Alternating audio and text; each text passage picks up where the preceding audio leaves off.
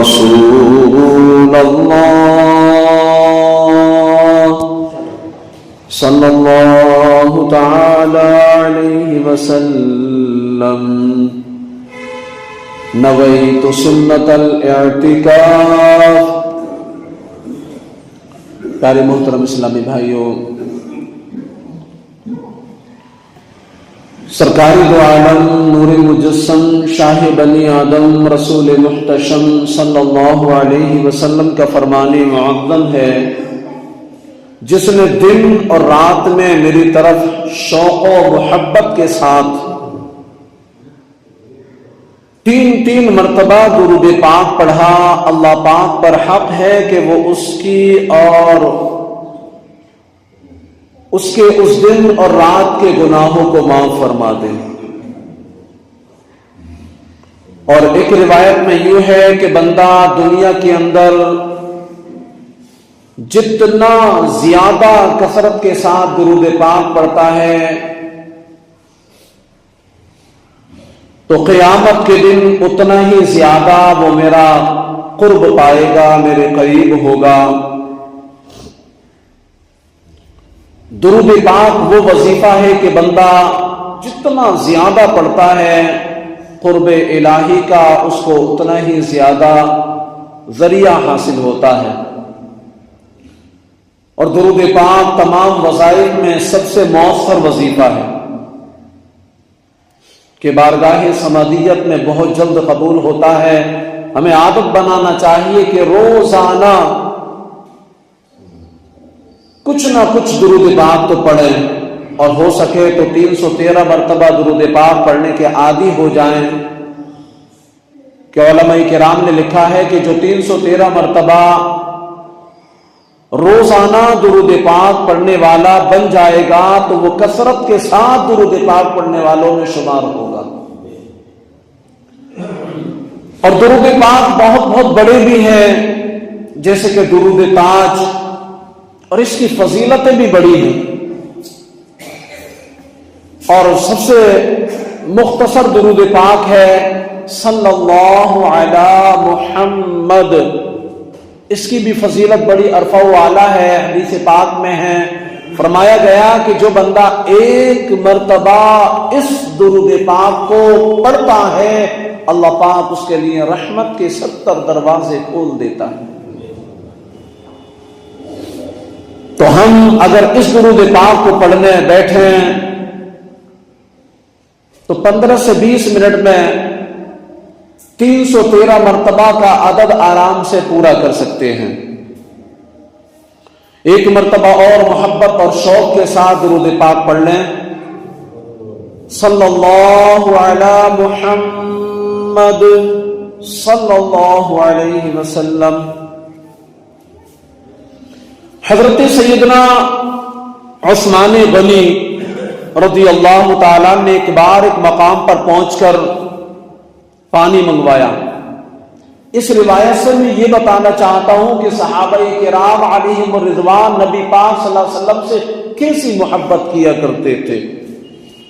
وہ ایسی محبت کرتے تھے کہ جو صحابہ کرام نے میرے نبی پاک صلی اللہ علیہ وسلم کو کرتے دیکھا اس کو کر گزرتے تھے۔ تو حضرت عثمان غنی رضی اللہ تعالیٰ نے پانی منگوایا، وضو کیا، پھر یکایک مسکرانے اور رفقا یعنی دوستوں سے فرمانے لگے، جانتے ہو میں کیوں مسکرایا؟ پھر اس سوال کا خود ہی جواب دیتے ہوئے فرمایا، ایک بار مدینے کے تاجدار، دو عالم کے مالک و مختار جناب احمد مجتبی محمد مصطفیٰ صلی اللہ علیہ وسلم نے اسی مقام پر اسی جگہ پر وضو فرمایا، اور وضو فرمانے کے بعد وہ فرمانے لگے، جانتے ہو میں کیوں مسکرا رہا ہوں؟ مسکرانے لگے، فرمانے لگے، جانتے ہو کیوں مسکرایا میں؟ صحابہ کرام رضوان نے عرض کی، واللہ ورسولہ اعلم، یعنی اللہ اور اس کا رسول زیادہ بہتر جانتے ہیں۔ اور مصطفیٰ کریم صلی اللہ علیہ وسلم سے محبت کرنے والوں، میرے نبی پاک صلی اللہ علیہ وسلم نے فرمایا، جب آدمی وضو کرتا ہے، توجہ، جب آدمی وضو کرتا ہے تو ہاتھ دھونے سے ہاتھ کے اور چہرہ دھونے سے چہرے کے اور سر کا مسح کرنے سے سر کے اور پاؤں دھونے سے پاؤں کے گناہ جھڑ جاتے ہیں. یعنی جہاں جہاں سے وضو کا پانی گزرتا ہے اعضاء وضو سے، تو یہ پانی کے ساتھ ان اعضاء کے یعنی اعضاء وضو کے گناہ جھڑ جاتے ہیں. وضو کر کے خندہ ہوئے شاہ عثمان، کہا کیوں تبسم بھلا کر رہا ہوں، جواب سوال مخاطب دیا پھر کسی کی ادا کو ادا کر رہا ہوں. اور مسلمانوں، دیکھا آپ نے صحابہ کرام علیہ رضوان سرکار خیر الانام صلی اللہ تعالی علیہ وآلہ وسلم کی ہر ادا اور ہر سنت کو دیوانہ وار اپناتے تھے. ایسی محبت کیا کرتے تھے نبی پاک صلی اللہ علیہ وسلم سے کہ ہر ادا کو اپنی اپناتے تھے. اور اس روایت سے گناہ دھونے کا نسخہ بھی معلوم ہو گیا. الحمدللہ عز وجل وضو میں کلی کرنے سے، منہ کے ناک میں پانی چلانے سے، ناک صاف کرنے سے، ناک کے اور چہرہ دھونے سے، پلکوں سمیت سارے چہرے کے ہاتھ دھونے سے، ہاتھ کے ساتھ ساتھ ناخنوں کے نیچے کے اور کانوں کا مسح کرنے سے، سر کے ساتھ ساتھ کانوں کے اور پاؤں دھونے سے، پاؤں کے ساتھ ساتھ پاؤں کے ناخنوں کے گناہ بھی جھڑ جاتے ہیں. جی ہاں، اور الحمدللہ وضو کرنے والے کے گناہ جھڑتے ہیں.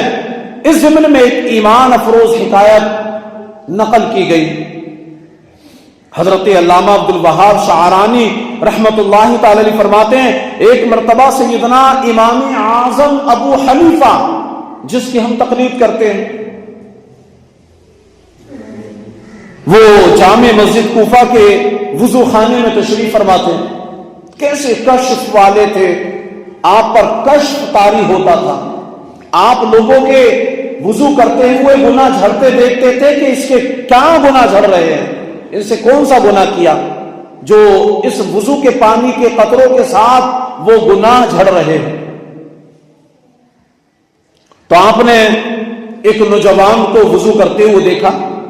حضرت امام اعظم ابو حنیفہ رحمت اللہ تعالی علیہ نے ایک نوجوان کو وضو کرتے دیکھا. اس سے وضو کے استعمال شدہ پانی کے قطرے ٹپک رہے تھے. آپ نے ارشاد فرمایا، بیٹے ماں باپ کے نافرمانی سے توبہ کر لے. وہ ماں باپ کا نافرمان تھا، نافرمانی کیا کرتا تھا ماں باپ کی.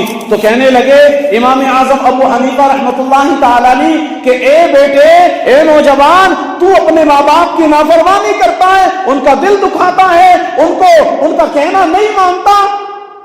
توبہ کر لے اس سے، والدین کی نافرمانی سے توبہ کر لے. اللہ اکبر. اس شخص نے فوراً سیدنا حضرت امام اعظم ابو حنیفہ رحمت اللہ تعالی علیہ کی بارگاہ میں ادا بند کھڑے ہو کر کے کہا، میں توبہ کرتا ہوں. اور اس نے توبہ کر لی. ایک شخص کو اور امام اعظم ابو حنیفہ رحمت اللہ تعالی علیہ نے وضو کرتے دیکھا، اور پھر اس شخص نے ارشاد فرمایا، اے میرے بھائی، تو زنا سے توبہ کر لے. یعنی زنا، وہ شخص زنا کی نحوست میں گرفتار تھا. امام اعظم ابو حنیفہ جو اللہ والے ہیں، جو بہت بڑے بزرگ ہیں، جو اللہ کے نیک بندے ہیں، انہوں نے اس شخص کو دیکھا تو فوراً کہا کہ تو زنا سے توبہ کر لے. اللہ اکبر. اس نے عرض کی، میں نے توبہ کی. ایک اور شخص کے وضو کے قطرات ٹپکتے دیکھے تو اسے فرمایا، شراب نوشی اور گانے باجے سننے سے توبہ کر لے. اس نے عرض کی، میں نے توبہ کی. سیدنا امام اعظم ابو حنیفہ رحمت اللہ تعالی علیہ پر کشف کے باعث چونکہ لوگوں کے عیوب ظاہر ہو جاتے تھے، لہذا آپ نے بارگاہ سمادیت میں، بارگاہ خدا بندی میں عرض کی کہ اے اللہ، یہ جو کشف مجھ پر ظاہر ہوتا ہے، لوگوں کی گناہ مجھ پر ظاہر ہو جاتے ہیں، تو انہیں ختم ختم کر دے، اس کشف کو ختم کر دے۔ جیسے ہی آپ نے یہ دعا مانگی تو اللہ پاک نے قبول فرما لی، جس سے آپ کو وضو کرنے والوں کے گناہ جھڑتے نظر آنا بند ہو گئے۔ اور مسلمانوں، پتہ چلا کہ جو اللہ پاک کے نیک بندے ہوتے ہیں ان کی نگاہیں بھی بڑی گہری ہوتی ہیں، وہ دیکھتے ہیں جو ہماری عام نگاہیں نہیں دیکھ سکتی۔ دو حدیثوں کا خلاصہ ہے، جس نے بسم اللہ کہہ کر وضو کیا، وضو تو ہم کرتے ہی ہیں لیکن اس میں ذرا توجہ دیں گے تو انشاءاللہ بہت ساری نیکیاں ہمیں مل جائیں گی۔ فرمایا جس نے بسم اللہ کہہ کر وضو کیا اس کا سر سے پاؤں تک سارا جسم پاک ہو گیا۔ بسم اللہ کہہ کر وضو کیا تو بسم اللہ الرحمن الرحیم، اس کی برکت سے سارا جسم سر سے لے کر پاؤں تک پاک ہو گیا، اور جس نے بغیر بسم اللہ کہے وضو کیا اس کا اتنا ہی بدن پاک ہوگا جتنے پر وضو کا پانی گزرا۔ سبحان اللہ، سبحان اللہ، کتنی بڑی فضیلت ہے۔ اور ہم ذرا سی اگر توجہ دیں گے، ذرا سا اس پر اگر ہم غور کر لیں گے اور ہم یاد دہانی کے ساتھ بسم اللہ پڑھ کے اگر وضو کریں گے تو دیکھیں کتنی بڑی فضیلت ہم کو حاصل ہوگی۔ ہم اس بات کو بخوبی جانتے ہیں، دنیا میں رہنے کے لیے دنیا داری کے اعتبار سے بھی چلنا پڑتا ہے، وہ چاہے مال کمانے کا معاملہ ہو، چاہے ملت داری کا معاملہ ہو، چاہے رشتہ داروں سے رشتہ داری نبھانے کا معاملہ ہو، چاہے پڑوسیوں سے تعلقات بنانے کا معاملہ ہو، ہم دنیا داری کو دنیا داری کے اعتبار سے لے کر کے چلتے ہیں۔ ہم میں بہت سارے تجارتی بھی ہیں، کسی کو یہ پتہ چل جائے کہ بھئی میں نے جو یہ 100 روپے کا مال یہاں خریدا ہے، یہ مال سمندر پار جا کر کے 2500 روپے کا بکے گا، 100 روپے کا مال 2500 روپے میں بکے گا، تو اب کون شخص یہ چاہے گا کہ میں 100 روپے کا مال 2500 میں نہ بیچوں؟ وہ سمندر پار جانے کا کشٹ اٹھائے گا، تکلیفیں اٹھائے گا، پریشانیاں اٹھائے گا، لیکن مال میں 100 کے 2500 بنانے کی ضرور کوشش کرے گا۔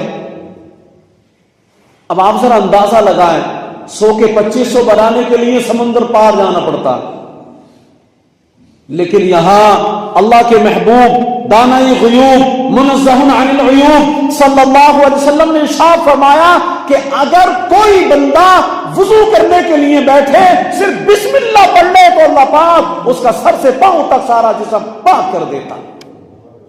کتنا بڑا فضیلتوں کا منبع اس کو مل رہا ہے۔ حدیث پاک میں ہے کہ باوضو سونے والا، توجہ، میرے نبی پاک صلی اللہ علیہ وسلم ارشاد فرماتے ہیں کہ باوضو یعنی وضو کر کے سونے والا روزہ رکھ کر عبادت کرنے والے کی طرح۔ کتنی بڑی فضیلت ہے۔ اب یہ تو ہم کر ہی سکتے ہیں، تھوڑی سی الکس کو ماریں، تھوڑی سی سستی کو دور کریں، اور پھر شیطان کیونکہ اپنے حربے اپنی چالیں باقاعدہ انسان پر چلاتا ہے، شیطان ہر چند یہ چاہتا ہے کہ بندہ قرب الہی نہ پا سکے، اللہ عز و جل کے احکامات سے دور ہی رہے۔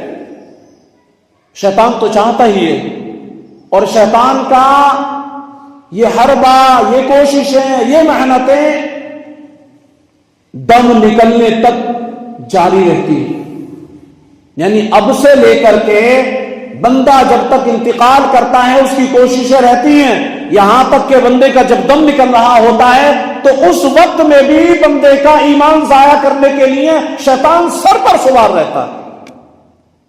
لہذا ہمیں شیطان کی نہیں رب رحمان کی ماننی ہے۔ میرے نبی پاک نے فرمایا کہ روزہ رکھ کر سونے والا باوضو سونے والا روزہ رکھ کر پوری رات عبادت کرنے والے کی طرح کہ یعنی کہ دن میں روزہ رکھے اور رات میں پوری رات عبادت کریں.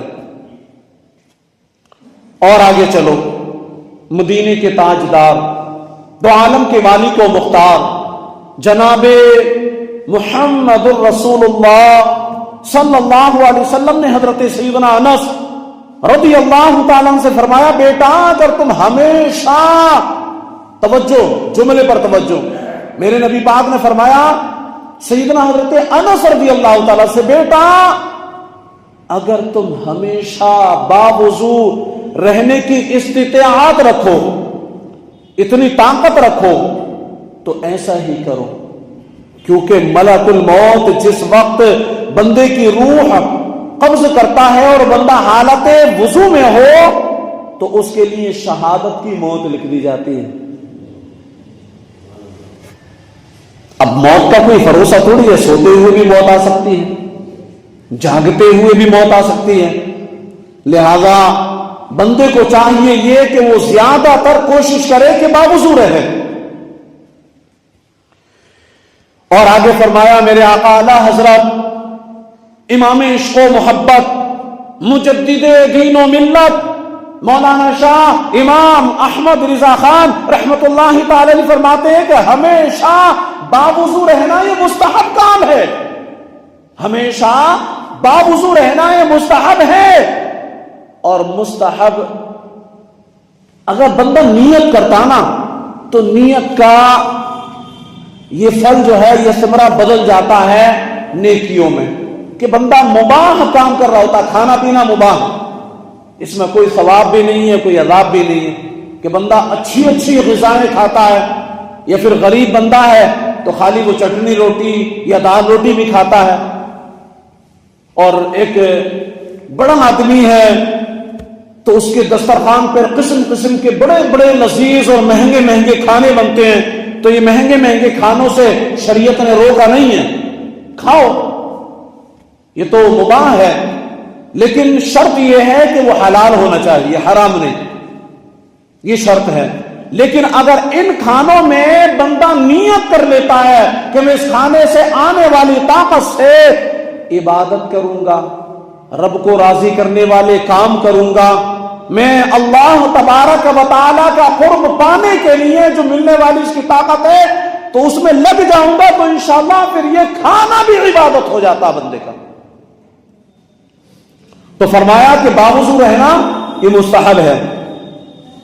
اللہ نے حضرت سیدنا موسیٰ کلیم اللہ علی نبینا علیہ الصلوۃ والسلام سے فرمایا، اے موسیٰ اگر بے وضو ہونے کی صورت میں تجھے کوئی مصیبت پہنچے تو خود اپنے آپ کو ملامت کرنا. بے وضو ہونے کی صورت میں اگر تجھے کوئی مصیبت پہنچے تو خود اپنے آپ کو ملامت کرنا. اللہ اکبر.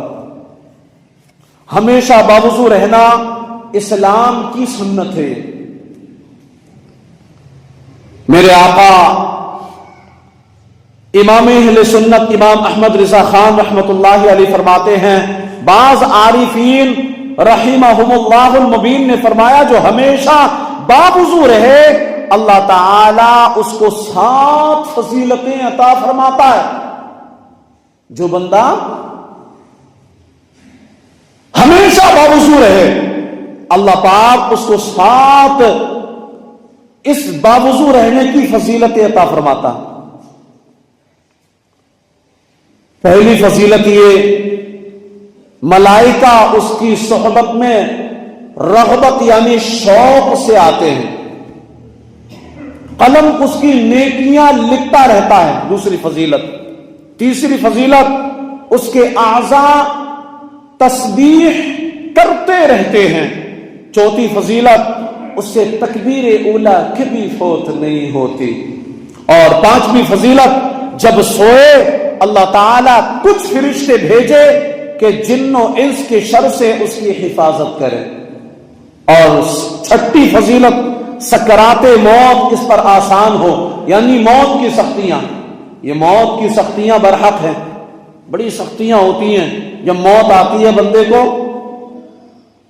تو موت کس طریقے سے آتی ہے، جھانکونی کے وقت کتنی تکلیفیں ہوتی ہیں، یہ اسی کو پتا ہوتا ہے جس پر جھانکونی طاری ہوتی ہے۔ لیکن یہاں باوضو رہنے والے کے لیے یہ فضیلت عطا کی جاتی ہے کہ اس پر موت کی سختیاں آسان کر دی جاتی ہیں۔ اور ساتویں اور آخری فضیلت یہ کہ جب تک باوضو ہو اللہ کی امان میں رہے، اللہ کی امان میں رہتا ہے وہ بندہ۔ یقیناً سردی، تھکن یا نزلہ زکام، درد سر اور بیماری میں وضو کرنا بڑا دشوار ہوتا ہے، میں اور آپ سبھی جانتے ہیں اس چیز کو، مگر پھر بھی کوئی ایسے وقت وضو کرے جبکہ وضو کرنا دشوار ہو تو اس کو بحکم حدیث دگنا ثواب ملتا ہے، اس کو بحکم حدیث دگنا ثواب ملتا ہے۔ اچھا، وضو کا طریقہ آپ سماعت کر لیں۔ کعبہ شریف کی طرف منہ کر کے اونچی جگہ بیٹھنا یہ مستحب ہے، کعبہ شریف کی طرف منہ کر کے اونچی جگہ بیٹھ کر کے وضو کرنا یہ مستحب ہے۔ وضو کے لیے نیت کرنا یہ سنت ہے، نیت دل کے ارادے کو کہتے ہیں، دل میں نیت ہوتے ہوئے زبان سے بھی کہہ لینا یہ افضل ہے نا۔ زبان سے کیا کہے، زبان سے اس طرح نیت کیجئے کہ میں حکم الہی بجا لانے اور پاکی حاصل کرنے کے لیے وضو کر رہا ہوں، میں حکم الہی بجا لانے اور پاکی حاصل کرنے کے لیے وضو کر رہا ہوں۔ پھر بسم اللہ الرحمن الرحیم پڑھیے،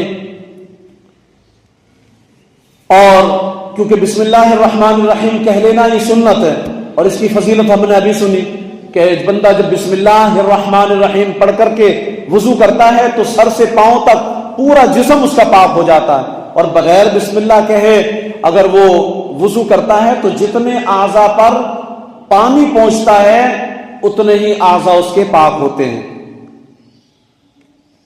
اب دونوں ہاتھ 3 بار پہنچوں تک یعنی گٹوں تک دھوئے، پہلے 3 بار دونوں ہاتھ گٹوں تک دھوئے، دونوں ہاتھوں کی انگلیوں کا خلال کریں اس طریقے سے،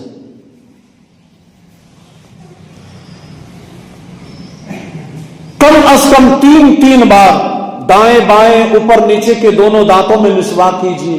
یہ مسواک کرنا سنت ہے اور مسواک کی بڑی فضیلتیں ہیں۔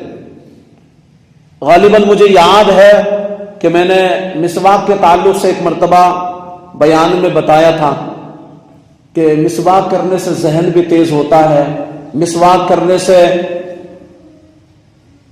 آنکھوں کی روشنی تیز ہوتی ہے، مسواک کرنے سے ہاضمہ درست ہوتا ہے، مسواک کرنے سے ریڑھ کی ہڈی مضبوط ہوتی ہے، اور بھی اس کی بے شمار فضیلتیں ہیں۔ تو مسواک کیجئے۔ حجت الاسلام امام محمد غزالی رحمت اللہ تعالی علیہ فرماتے ہیں مسواک کرتے وقت نماز میں قرآن مجید کی قراءت اور ذکر اللہ کے لیے منہ پاک کرنے کی نیت کرنی چاہیے۔ اب سیدھے ہاتھ کے 3 چلوں سے اس طرح 3 کلیاں کیجئے کہ ہر بار منہ کے ہر پرزے میں پانی بہ جائے۔ کلی یہ نہیں ہے کہ بس تھوڑا سا پانی لیا اور پچ کر دیا، اس کا نام کلی نہیں ہے، بلکہ کلی نام ہے کہ منہ کے ہر پرزے میں یعنی دانتوں کی کھڑکیوں، گالوں کی تہ، زبان کے اوپر نیچے اور حلق تک روزانہ ہو تو غرغرہ بھی کریں۔ اس طریقے سے جو ہے وضو کی کلی کیجئے۔ 3 بار ناک میں نرم گوشت تک پانی چڑھائیے، یہ نرم ہڈی جو ہے یہاں تک پانی چڑھائیے اور جو ہے اچھے طریقے سے ناک صاف کیجئے، الٹے ہاتھ سے ناک صاف کر لیجئے تاکہ جو ہے اگر ناک کے اندر رینٹ وغیرہ سوکھ گئی ہے تو وہ بھی نکل جائے۔ انگلی ناک کے سوراخوں میں ڈالیے، 3 بار سارا چہرہ اس طرح دھوئیے کہ جہاں سے عادتاً یہ بال سر کے بال اگتے ہیں، عادتاً سر کے بال اگنا شروع ہوتے ہیں وہاں سے لے کر تھوڑی کے نیچے تک، ایک کان کی لو سے دوسرے کان کی لو تک ہر جگہ پانی بہ جائے۔ پیشانی کے بالوں سے تھوڑی کے نیچے تک، ایک کان کی لو سے دوسرے کان کی لو تک پورا چہرے کی ٹکلی اس طریقے سے دھوئے کہ بال کے برابر بھی جگہ خشک نہ رہنے پائے. اگر داڑھی ہے اور احرام باندھے ہوئے نہیں ہیں تو اس طرح خلال کیجئے کہ انگلیاں جو ہے نا گلے کی طرف سے ڈال کر کے اور یہ اس کا خلال کرنا ہے. سیدھا ہاتھ انگلیوں کے سرے سے دھونا شروع کر کے کونیوں سمیت 3 بار دھوئیے. یہ 3 بار اس کو دھونا، پہلے سیدھا ہاتھ بعد میں بایاں ہاتھ. اسی طرح بازو تک اس کو دھونا چاہیے. اکثر لوگ چلو میں پانی لے کر پہنچے سے 3 بار چھوڑ دیتے ہیں کہ کونی تک بہتا چلا جاتا ہے. اس طرح کرنے سے کونی اور کلائی کی کروٹوں پر پانی نہ پہنچنے کا اندیشہ. لہذا بیان کردہ طریقے پر ہاتھ دھوئیے. اب چلو بھر کر کونی تک پانی بہانے کی حاجت نہیں. یہ جو ہے پہلے ہاتھ دھو لیتے ہیں پھر اس کے بعد میں جو پانی، تو اس کو اسراف بتایا گیا کہ اسراف ہے. ایک مرتبہ جو دھو دیا ہاتھ تو اس سے جو ہے معاملہ پورا ہو گیا اور اس سے سنت بھی ادا ہو گئی، فرض بھی ادا ہو گیا. بغیر اجازت صحیحہ ایسا نہیں کرنا چاہیے. یہ پانی کا اسراف ہے.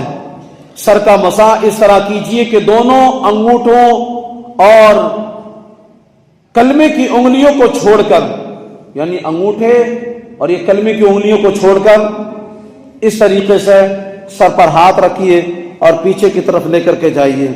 پھر ادھر سے جو ہے ہتھیلی سے آگے کی طرف لانا ہے.